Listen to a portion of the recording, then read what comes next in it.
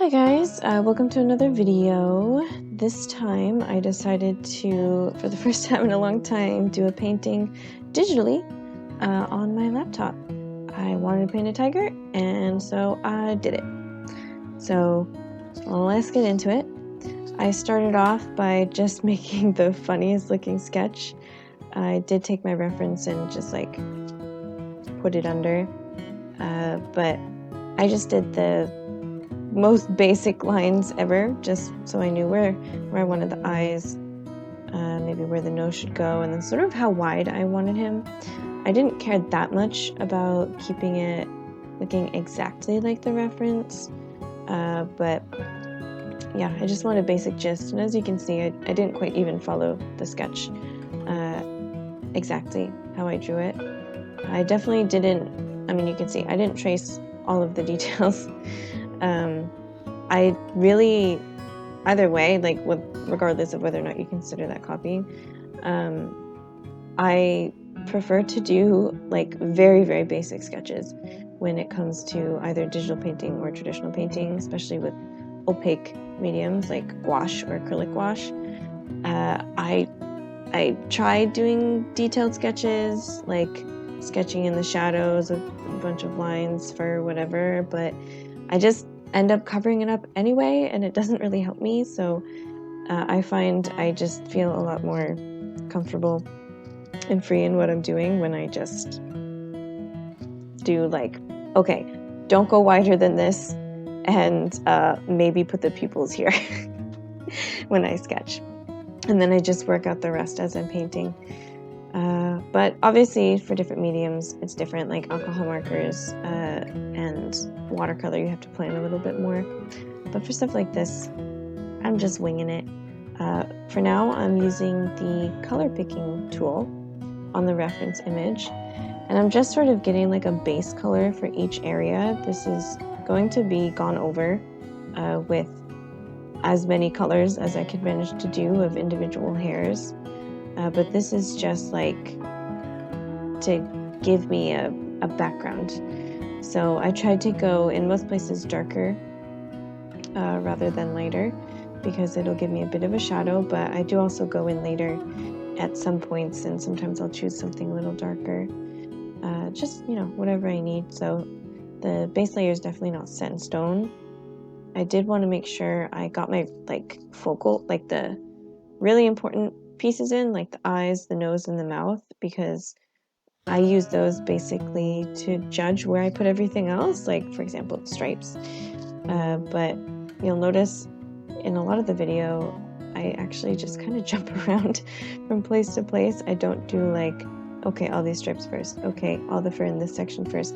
I just get bored, or like I don't want to get tunnel vision and focus too much on one area and then not see the full picture and have one area end up turning out super different from another area, whether that be in terms of color or just like the amount of detail. That was another thing, was how much detail should I put in this painting? I don't really like to do photorealism. I like to see brushstrokes, and I like it to be a little bit loose. And I feel like when I paint digitally especially, you have control over the size of your brush.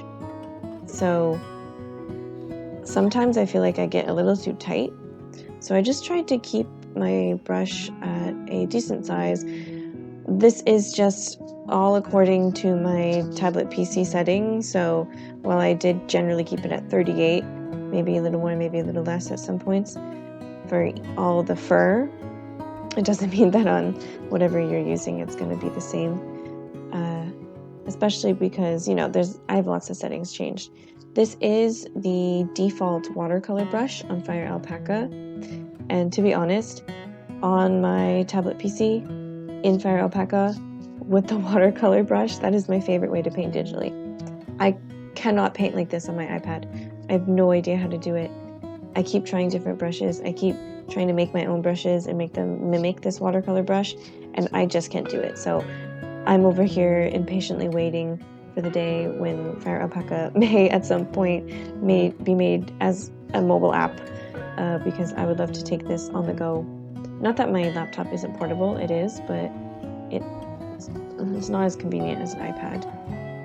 But whatever. It's all right. I'll just have to keep breaking out my laptop every time I want to paint like this. So yeah, you'll notice I've put in a lot of the stripes at this point. Here is where I tried to use my XP Pen tablet. So if you notice that the brush becomes like super big and I'm like, what am I painting? What is this? I'm messing around with the settings and trying to make it mimic what my Ideapad was making, and it just wasn't working out. The brush strokes were just like way too thin and way too sharp, even though I was trying to push harder and harder, but look how big that brush is.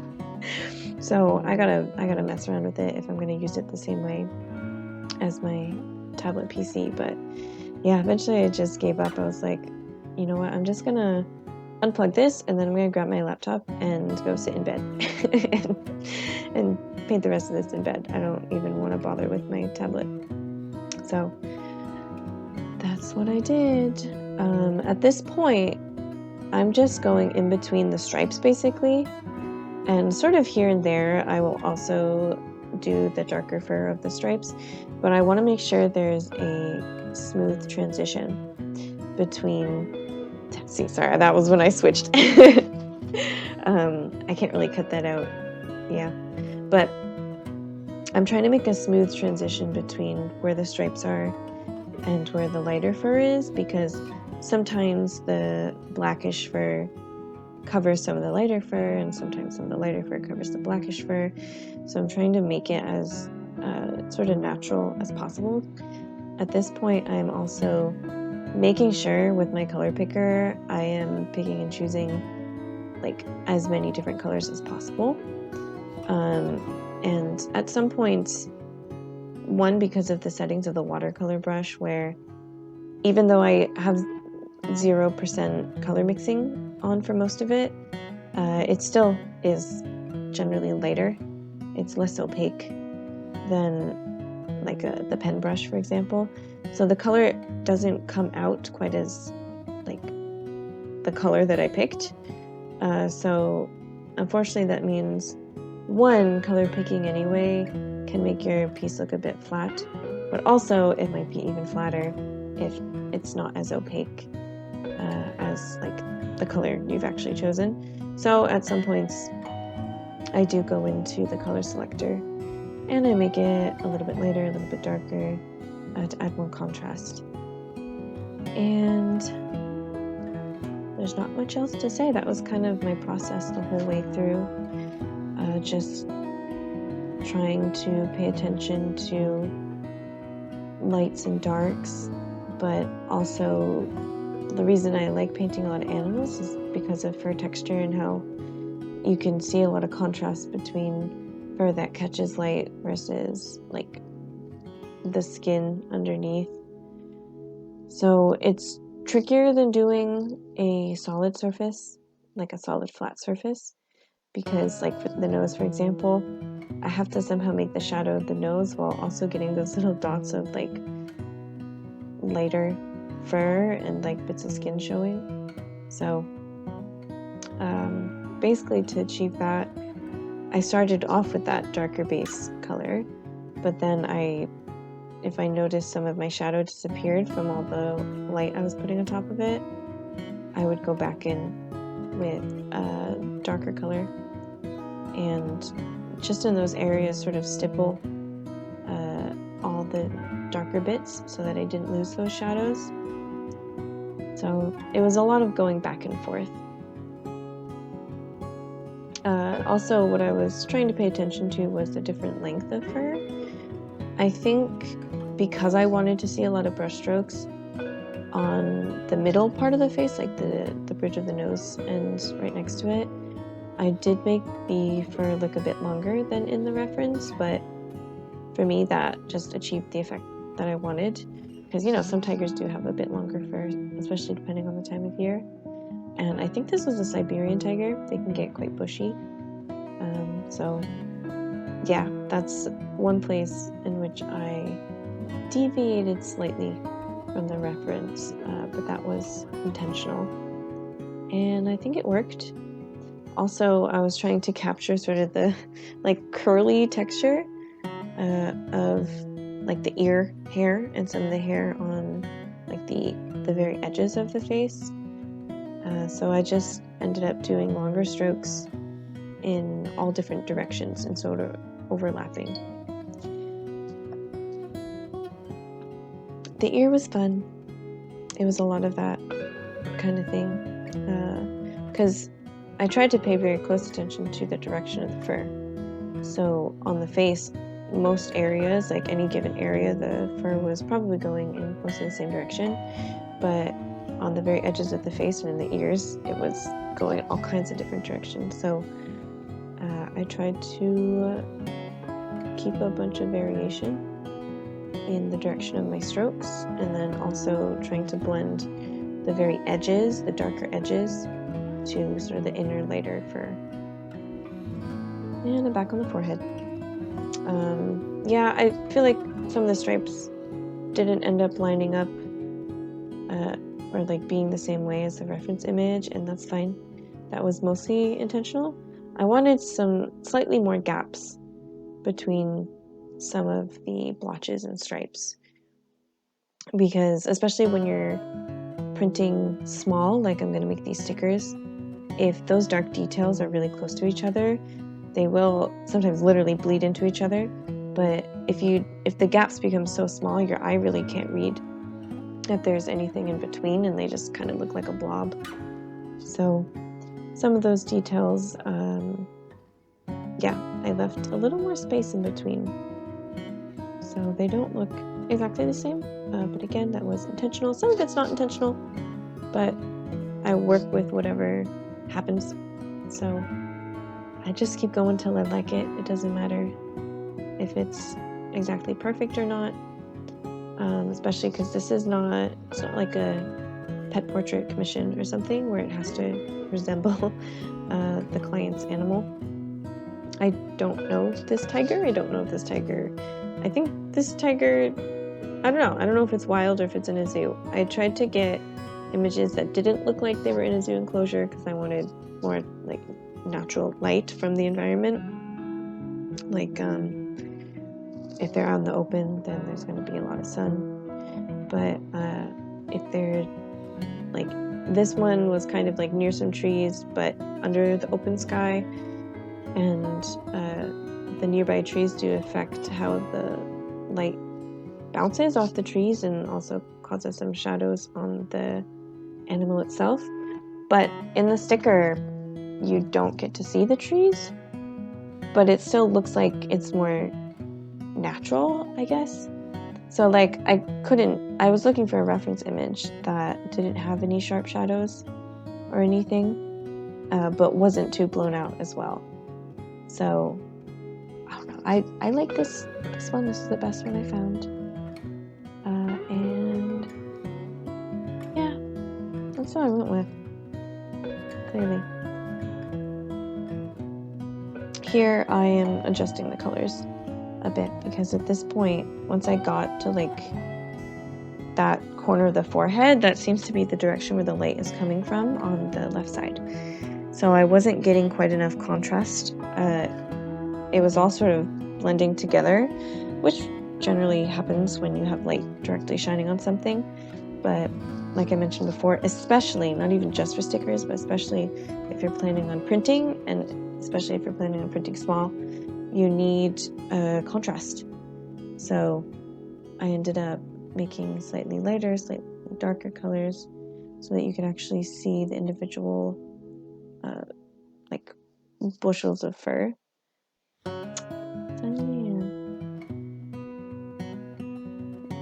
I feel like that side of the face was the trickiest to work with. I didn't want to make it too white, but every time I used the color picker, it was all like the same, like light beige color. So I had to keep like zooming in and finding like that one pixel of the color that I wanted, and then maybe slightly adjusting it.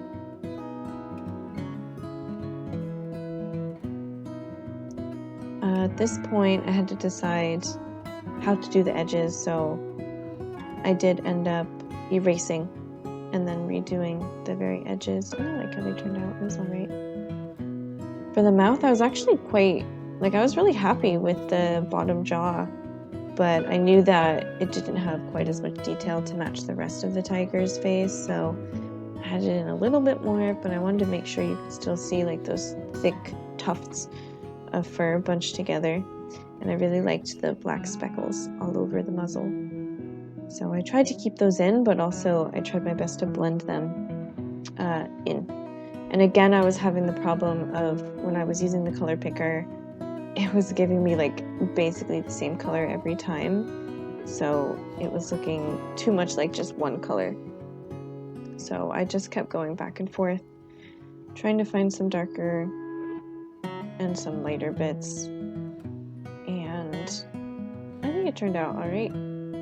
Again, that left side, which is the tiger's right side, but we're viewing the left of the painting, it was much lighter, so I had to make sure that that one section of the muzzle there was also lighter, but gradually became lighter. Yeah, and here is where I added in the tufts of fur, and then I was like, you know what, I'm done with that for now. Let's go up to this ear, because I forgot about this ear.